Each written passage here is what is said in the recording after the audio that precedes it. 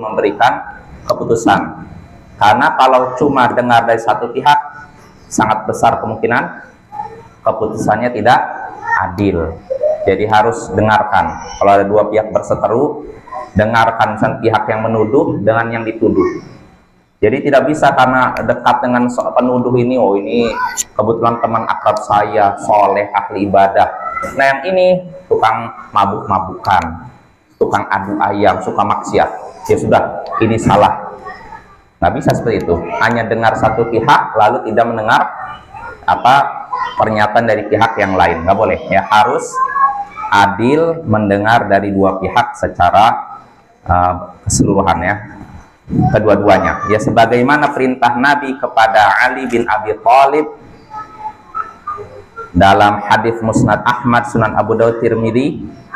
Nabi SAW berkata pada Ali, ya Ali, idza jalasa ilaikal khasman fala taqdi bainahuma hatta tasma'a minal akhari kama sami'ta minal awwal. Wahai Ali, jika duduk kepadamu dua orang berseteru, maka jangan engkau putuskan perkara mereka berdua sampai engkau mendengar dari pihak terakhir sebagaimana engkau mendengar dari pihak pertama. Jadi harus dua-duanya, nggak bisa satunya saja. Kenapa demikian? Kata Nabi, fa innaka idza fa'alta dzalika tabayyana lakal qada. Karena sesungguhnya jika engkau wahai Ali melakukan demikian, mendengar dari pihak kedua sebagaimana mendengar dari pihak pertama, kalau engkau melakukan demikian, jelaslah bagimu keputusan yang sebenarnya, yaitu keputusan yang adil dan tepat. Jadi harus dua pihak ya, tidak boleh satu pihak. Nah ini yang terakhir ya, kita sampai sini. Nah lalu berikutnya pembahasan Imam Asy-Syaukani berikutnya, poin yang disebutkan oleh Imam Asy-Syaukani rahimahullah, wa tashilul hijab bihasabil imkan. Mempermudah hijab itu hijab ya, sesuai dengan kemampuan, sesuai dengan kesempatan. Mempermudah hijab maksudnya diterjemahkan gini, mempermudah akses sesuai dengan kesempatan yang ada. Artinya seorang hakim wajib mempermudah akses orang lain untuk mengadukan masalahnya kepada dirinya sesuai dengan kesempatan, artinya semampu mungkin. Jadi nggak bisa kalau misalkan tidak mampu dipaksakan, nggak bisa, semampunya. Kenapa demikian? Di sini Imam Asy-Syaukani rahimahullah menyebutkan dalilnya, kata beliau, wa amma kaunuhu yajibu alai tashilul hijab bihasabil imkan fali hadithi Amr bin Murrah 'inda Ahmad wa Tirmidzi wal Hakim wal Bazzar. Qala sami'tu Rasulullah sallallahu alaihi wasallam yaqul, adapun seorang hakim wajib mempermudah akses sesuai dengan kemampuan, semampu mungkin, itu berdasarkan hadis Amr bin Murrah dalam Musnad Ahmad, Sunan Tirmidzi dan Hakim dan Bazzar. Ia berkata, aku mendengar Rasulullah sallallahu alaihi wasallam bersabda, ma min imamin awalin yaghliqu babahu duna dawil hajati wal khallati wal maskanah illa aghlaqahu mau babas samai duna khallati wa hajati wa maskanati. Kata Rasulullah SAW, tidak ada satu imam pun dan penguasa yang menutup pintunya dari orang-orang yang punya kebutuhan, kemiskinan, kekurangan, kecuali Allah akan tutup pintu langit dari kebutuhannya, kekurangannya, dan kesusahannya. Jadi kata Nabi, tidak ada satu imam pun, satu wali pun, penguasa menutup pintunya dari orang-orang kebutuhan. Artinya gini, ada orang membutuhkan bantuannya, dia tutup, gak mau ya, menutup dirinya, tidak memberikan akses bagi orang lain untuk meminta tolong gitu loh. Maka apa akibatnya? Allah akan nutup pintu langit. Artinya apa nih? Nutup pintu langit. Sedangkan pertolongan dari Allah turun dari langit. Artinya apa? Dia nggak akan ditolong oleh Allah. Orang yang tidak membantu orang kesulitan, Allah juga tidak akan membantu kalau dia mengalami kesulitan. Al jaza'u min jinsil amal. Seorang akan mendapatkan balasan sesuai dengan perbuatannya. Kalau dia membantu orang lain, Allah pun akan bantu dia. Kalau dia menelantarkan orang lain, Allah juga akan menelantarkan dirinya. Apalagi kalau seorang hakim, wali, atau pemimpin. Makanya jadi pemimpin sekali lagi tidak mudah. Ya harus melihat orang di bawahnya. Nggak bisa dia menutup diri. Mentang-mentang penguasa dia menutup diri. Nggak mau dihubungi kecuali sebulan sekali. Nah ini bukan pemimpin namanya ya. Nggak seperti itu. Jelas Bapak ya. Dan ini berikutnya hadisnya lagi. Kalau hadis pertama tadi masih ada kritikan. Tapi hadis kedua yang sahih, hadis riwayat Abu Daud Tirmidzi, hadis Ibnu Maryam Al-Azdi, Nabi sallallahu alaihi wasallam bersabda, "Man tawalla syai'an min amril muslimin fahtajaba an hajati wa faqrihim, ihtajaballahu anhu duna hajati." Nah, kalau hadis ini kata Al-Hafidz Ibnu Hajar, hadisnya jayyid. Bagus, sahih lah. Apa hadisnya? Nabi sallallahu alaihi wasallam bersabda, siapa yang mengurus urusan kaum muslimin, suatu urusan kaum muslimin, hakim berarti ngurus urusan kaum muslimin kan? Hakim, penguasa apapun ya. Siapa yang mengurus urusan kaum muslimin, lalu dia menutup diri dari kebutuhan mereka dan kesulitan mereka, kemiskinan mereka, maka Allah pun akan menutup diri dari kebutuhannya. Artinya kalau seorang ngurus urusan kaum muslimin, ada orang butuhkan, dia nggak mau membuka aksesnya, nggak mau membantunya, padahal itu tugas dia, maka Allah pun nanti kalau dia butuh kesusahan, Allah pun akan nutup dirinya, tidak membantu dan tidak menolongnya. Jelas Bapak ya? Ya misalkan nih, kalau dalam suatu instansi, misalkan ada petugas yang khusus menangani laporan masyarakat atau gimana ya, ya pembuatan inilah, misalkan surat-surat itu kan ada kan di bagian pemerintah, surat ya, surat identitas kah, surat apakah. Nah ini memang tugas dia ngurus itu, tiba-tiba ada orang yang butuhkan gitu tuh, atau dipersulit, maka orang seperti ini nanti akan Allah persulit juga urusan. Ini kewajiban dia untuk menerima itu, mengurus itu, dia malah nggak ngurus itu atau mempersulit, nanti Allah juga akan mempersulit. Ada tidak yang seperti itu? Ada. Kadang kita harus mengeluarkan ini dulu, baru diurus. Kalau nggak dikeluarkan, nggak diurus. Sebenarnya Bapak, yang seperti ini kan ada lembaga khusus yang melaporkan kan? Maksudnya gini, kalau nggak salah kalau di Indonesia apa? Ombudsman ya? Ya tidak, Pak Edwin. Kalau ada orang yang mempersulit urusan kita apa? Kita lapor ke ombudsman kan? Ya tidak, kalau nggak salah gitu kan?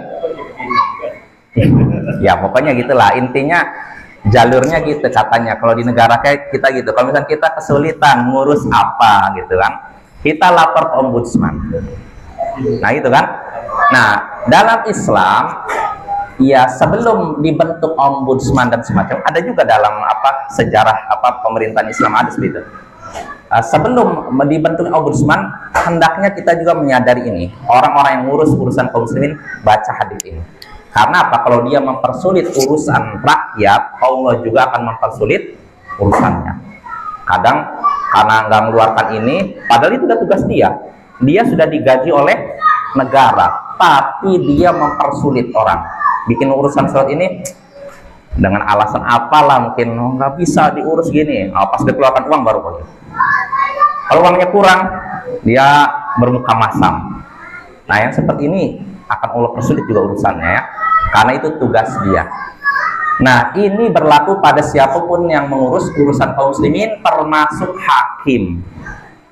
Hakim kan ngurus urusan kaum muslimin kan, dia kan istilahnya mengadili antara dua orang yang berselisih. Kalau ada orang yang mengadukan suatu masalah, maka hakim harus membuka dirinya, tidak boleh menutup akses. Jelas ya? Jangan dia menutup akses atau dia pilih-pilih orangnya. Kalau orangnya berduit, oh isin. Kalau orangnya miskin, miskin nih, nggak dapat apa-apa, saya keuntungan, nggak mau urus. Nah ini hati-hati nih, orang seperti ini akan Allah persulit Dia mempersulit orang, Allah pun akan mempersulit dirinya. Dia menyusahkan orang, Allah juga akan menyusahkan dirinya. Jelas apa ya? Jadi nggak boleh kita, kalau kita diberikan amanah suatu jabatan, tidak boleh kita mempersulit orang yang membutuhkan kita. Ya, sesuai dengan kapasitas kita. Lain halnya kalau bukan kapasitas kita. Ya misalkan tadi, misalkan ada orang dipersulit ngurus surat-surat tertentu lah yang dibutuhkan gitu. Lalu minta bantuan saya. Lah saya nggak punya kekuasaan apa-apa. Maka kalau saya angkat tangan, saya nggak bisa bantu. Apakah berlaku hadis ini? Tidak. Ya karena bukan wilayah saya. Kecuali kalau wilayah saya, istilahnya di bawah kekuasaan saya. Tapi kalau saya rakyat biasa mau bantu bagaimana? Nggak bisa. Jadi kalaupun saya tidak nolong, saya tidak berdosa. Ya jelas apa ya? Nah, jadi hakim harus mempermudah akses orang untuk mengadukan permasalahan kepada dirinya. Tapi kata Imam Asy-Syaukani bihasabil imkan. Ini sesuai dengan kemampuannya, kesempatannya. Artinya kalau dia tidak mampu, tidak wajib. Ya. Kenapa demikian? Kata Imam Asy-Syaukani, wa inna ma qulna bihasabil imkan li'anna li nafsihi 'alaihi haqqan wali ahlihi alaihi haqqa fala yalzamu isti'abu kulli awqatih fa inna dhalika yukaddiru dhihna wa yushawwishu fahmah. Nah, kenapa saya katakan sesuai dengan kemampuan, semampunya hakim membuka diri, ya, membuka akses, karena dirinya punya hak terhadap dirinya. Dirinya, badannya punya hak terhadap dirinya. Dan keluarganya punya hak terhadap dirinya. Jelas maksudnya? Badan kita punya hak terhadap diri kita kan? Jadi jangan sampai kita ngurus urusan orang yang udah saatnya kita istirahat malah tidak istirahat. Akhirnya apa? Sakit. Badan kita juga punya hak. Begitu juga keluarga. Keluarga kita punya hak terhadap diri kita. Jangan sampai karena ngurus urusan ini masyarakat, akhirnya keluarga kita terbengkalai. Padahal keluarga kita juga punya hak terhadap diri kita. Istri kita punya hak terhadap diri kita, anak kita punya hak terhadap diri kita. Maka keliru kalau hakim mencurahkan seluruh waktunya untuk umat, tapi orang dalam rumah dilalaikan. Nggak seperti itu ya. Jadi kenapa harus tadi hakim membuka akses semampu mungkin, semampunya? Karena dirinya punya hak, badannya punya hak terhadap dirinya, keluarganya punya hak terhadap dirinya. Tidak wajib dia menggunakan seluruh waktunya untuk tadi mengurus orang yang bermasalah. Tidak wajib. Kenapa? Karena yang demikian akan mengeruhkan pikirannya dan mengganggu pemahamannya.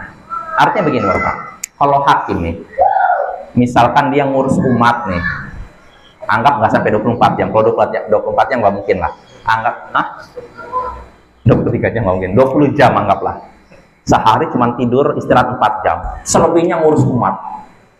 Ini nggak efektif. Kata Imam Syaukani, nanti akan bikin otaknya itu keruh, jadi keruh, kacau gitu, pemahaman. Jadi karena orang udah kecapean biasanya nggak konsentrasi kan? Iya tidak? Betul tidak? Saya kadang pernah ngobrol sama seorang ustadz, karena udah banyak pikiran, udah banyak urusan, ngomong matanya kesana. Ini begitu. Jadi orang kalau udah banyak urusan, udah keletihan, kita ngajak ngobrol pun nggak fokus, matanya jadi nggak ke kita, jadi ngeliat kemana gitu.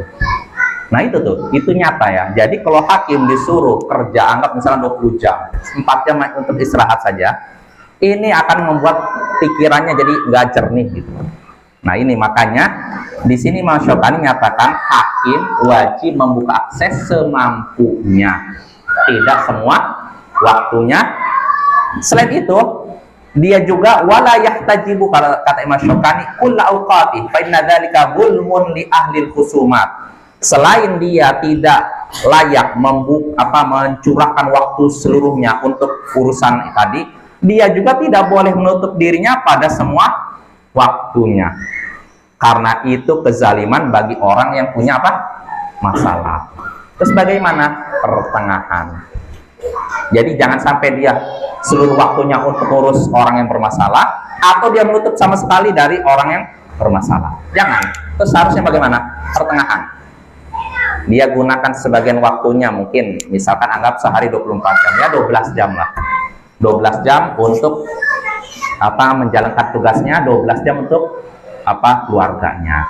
Ya ini kalau memang negara memberikan tugasnya berapa? 12 jam ya. Tapi kalau di zaman sekarang berapa hakim? Siapa yang pernah jadi ini gimana? Berapa lama kalau hakim itu kerja itu? Sore, dari jam 8 berarti ya. 8 sampai jam 16. 8 jam. Ya itu 8 jam ya. Dia 8 jam standby. Nggak boleh dia kurang dari itu atau lebih dari itu. Kalau lebih nggak masalah, tapi jangan berlebihan ya. Jelas apa ya? Jadi kesimpulannya, seorang hakim harus membuka dirinya semampunya. Jadi jangan sampai dia menutup dirinya, dia membuka dirinya wajib tapi semampunya. Jangan sampai semua waktunya untuk urus umat atau menutup dirinya dari umat sepanjang waktu. Nggak boleh, melainkan semampunya. Nah, ini pembahasan yang disebutkan Imam Syaukani, dan Imam Syaukani di sini menyebutkan juga dalil. Beliau menyebutkan bahwasanya hakim kadang boleh juga menutup dirinya pada sebagian waktu. Artinya tidak semuanya ngurus umat. Dalilnya apa? Kata Imam Syaukani, wa qad thabata fi sahih min hadits Abi Musa annahu kana bawaban lin Nabi sallallahu alaihi wasallam lamma jalasa ala kuffil bi'r. Dan telah tetap dalam hadis sahih Bukhari Muslim dari hadis Abu Musa al-Asy'ari bahwasanya ia pernah menjadi penjaga Nabi tatkala beliau duduk di sekitar kuffil bi'r, sekitar sumur. Jadi beliau pernah duduk di sebuah sumur, sekitar sumur.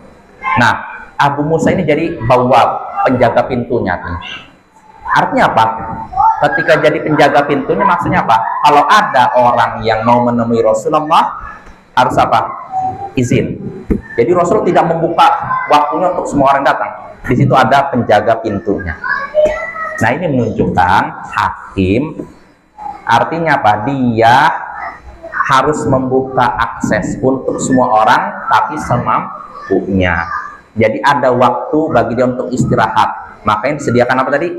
Penjaga pintu ya. Itu diantaranya. Dalil lain, mungkin ada timbul pertanyaan, loh, bukankah pernah Nabi melewati seorang wanita yang sedang nangis di samping kubur? Wanita ini nangis di samping kubur anaknya yang meninggal. Nangis, Nabi negur dia, ittaqillah wasbiri, bertakwalah engkau kepada Allah dan bersabarlah. Artinya jangan nangis, sudah sabar. Namun apa jawaban wanita ini?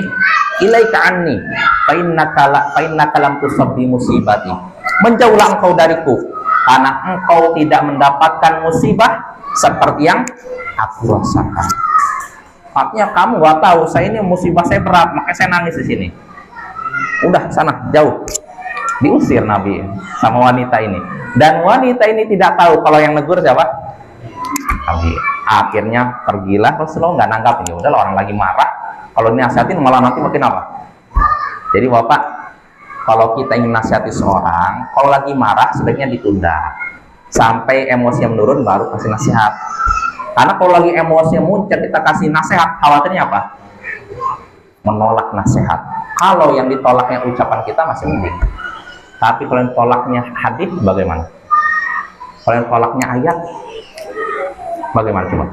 Itu bisa terjatuh dalam kekafiran, bahaya. Maka jangan sampai kita menjatuhkan saudara kita pada kekafiran. Jangan, hati-hati. Makanya lihat-lihat waktu. Kalau main nasihati orang, dia lagi marah memuncak, ya tahan dulu sampai emosinya tenang, menurun, baru kasih nasihat pelan-pelan. Karena kalau lagi emosi muncul langsung, kamu gini, kamu gak tahu firman Allah Ta'ala, hadis Nabi. Akhirnya apa?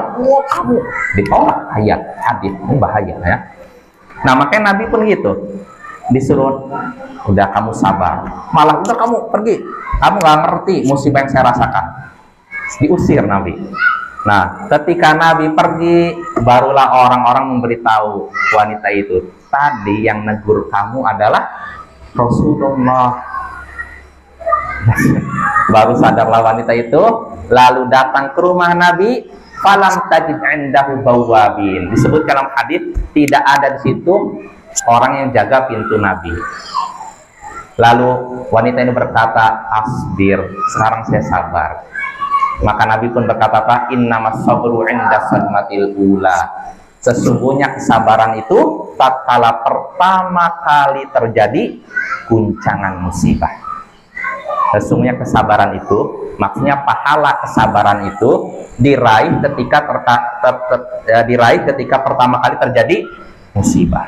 Artinya kalau kita ingin dapat pahala sabar, itu bisa kita dapatkan ketika pertama kali terjadi musibah, kecelakaan atau apa, kita tahan hati, lisan kita dan anggota badan. Nah, ini baru dapat pahala. Jadi bukan pertama kali terjadi kalau musibah teriak-teriak, 3 hari baru saya sabar. Ini udah nggak dapat pahala kayak gitu, udah lewat pahala sabarnya. Jadi pahala sabar itu didapat ketika pertama kali apa? Terjadi bencana musibah, tahan lisan, hati dan anggota badan. Nah, di sini Bapak-bapak disebut dalam hadis Sahih Muslim ini. Disebut dalam hadis katanya wanita itu tidak mendapati di pintu Nabi ada orang yang menjaga. Loh, bagaimana dengan hadis ini? Katanya Abu Musa jadi penjaga. Bagaimana nih? Bertentangan nggak? Enggak.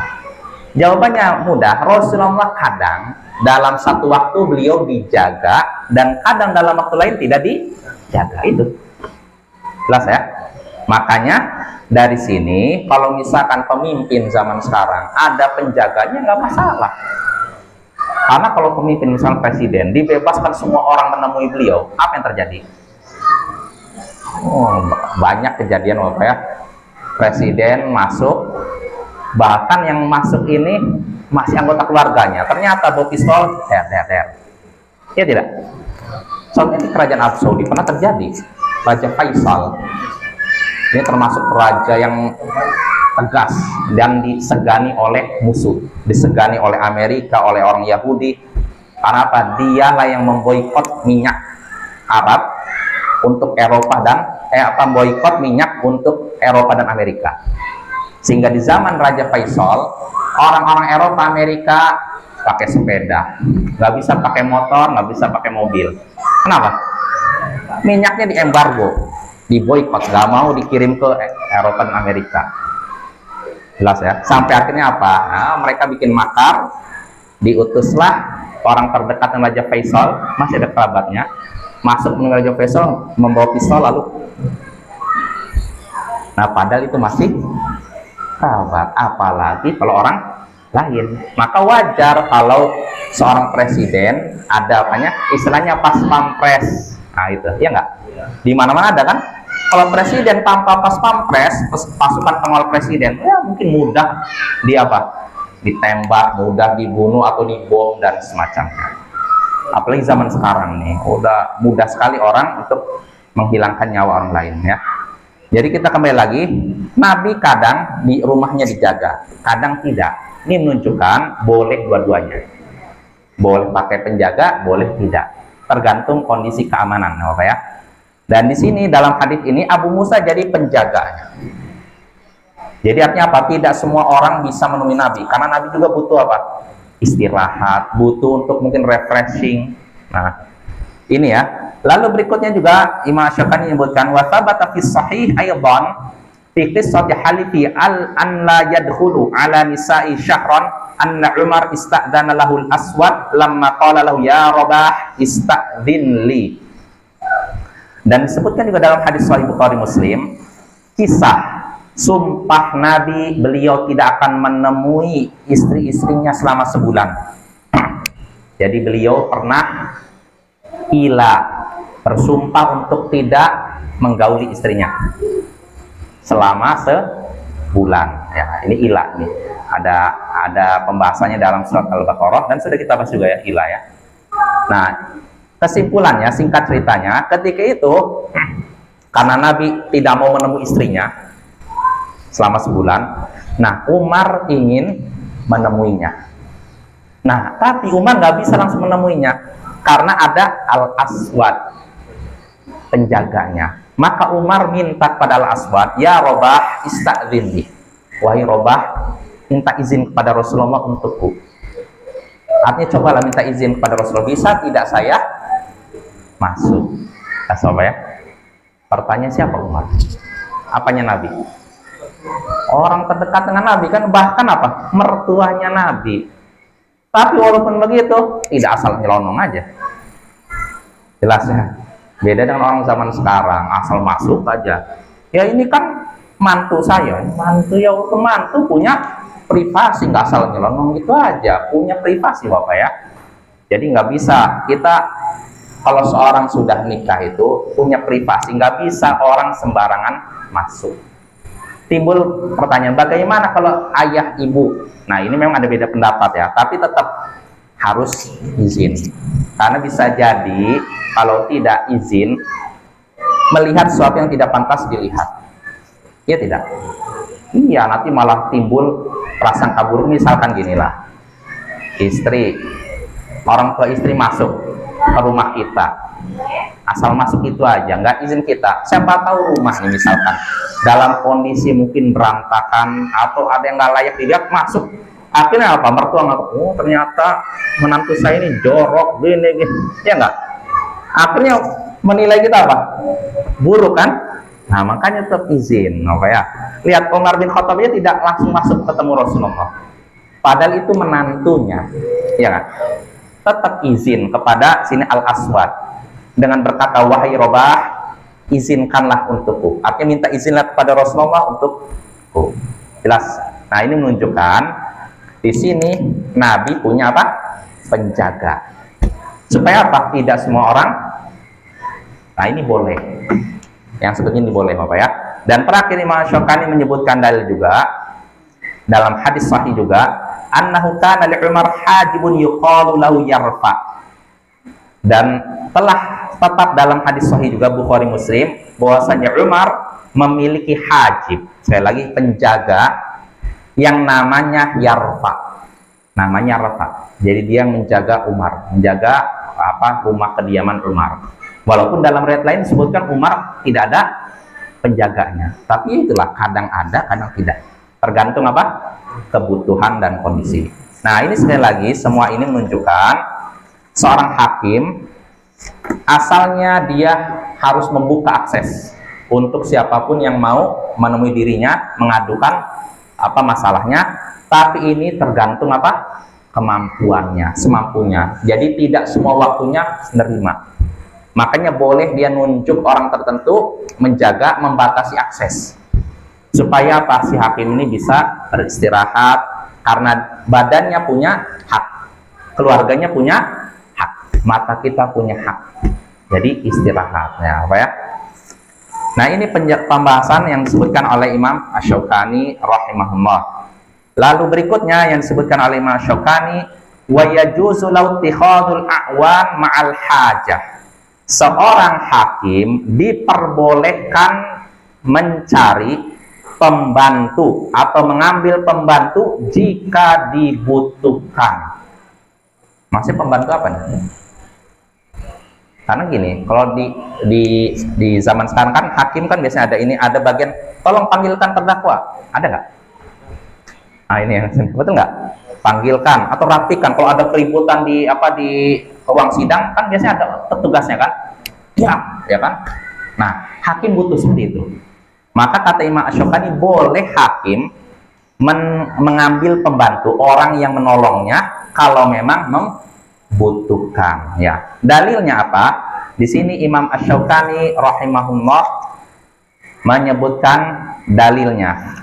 Kata Imam Asy-Syaukani sini, falima thabata fil Bukhari min hadithi Anas anna Qais bin Sa'ad kana yakunu baina yaday Rasulillah bimanzilati sahibi syurtah minal amir. Jadi kata Anas di sini, Qais bin Sa'ad seorang sahabat Nabi di hadapan Rasulullah seperti kepala polisi di hadapan pemimpin. Pemimpin, presiden kan ada polisinya kan, Kapolri lah misalnya kayak gitu kan. Nah, Qais bin Sa'ad itu seperti itu posisinya. Artinya apa? Ketika Rasulullah di sidang menghakimi seorang, ini ada pembantunya yang menertibkan, ayo siapa masuk, nah gitu. Jadi dialah yang menertibkan jalannya apa? Sidang. Kan ada kan zaman sekarang kan. Nah begitu juga seperti ini. Jelas apa ya? Nah mungkin sampai sini. Insya Allah pada pertemuan berikutnya kita lanjut pembahasan Imam Asy-Syaukani berikutnya, yakni kata Imam Asy-Syaukani wa yajuz. Jadi insya Allah pertemuan berikutnya gini yang akan kita bahas, wasyafa'atu wal istidha' wal irsyadu ila sulh. Boleh bagi hakim menjadi perantara antara dua orang yang berselisih dan meminta dikurangi hak orang yang bersengketa atau memberikan bimbingan bagi mereka untuk berdamai. Jelas ya? Jadi kan yang A nuntut B nih, ya udah daripada ini ribut damai aja. Ini boleh. Jelas? Insya Allah